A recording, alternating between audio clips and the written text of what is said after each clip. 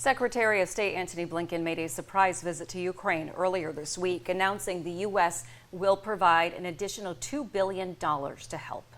Our Washington correspondent Rachel Knapp shares the visit by the secretary is also a boost to help support for Ukraine as Russia continues to launch a major offensive.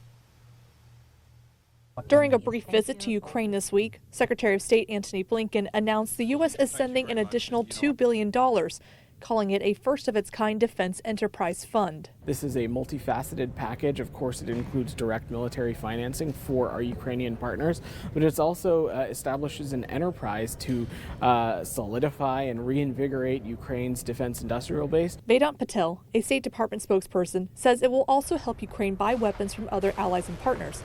That money mostly draws from the roughly $60 billion from the congressional aid package for Ukraine. Secretary Blinken says the aid comes at a critical time.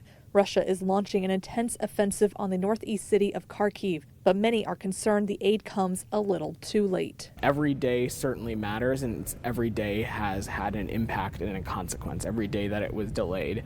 As you know, our point of view from across this administration was a hope and a desire that it would have passed much sooner. But we are so glad that it did pass, and now we're working around the clock, both here at the State Department and my colleagues down the street at the Pentagon, to do everything we can to get our assistance over to the Ukrainians so that they can continue to defend their territorial integrity and sovereignty. Secretary of State Antony Blinken says his recent visit to Ukraine is to send a message that Ukraine is not alone. As the U.S. helps meet Ukraine's immediate military needs, the State Department says they are also helping the Ukrainians build up their economy, as well as strengthening democracy and rooting out corruption.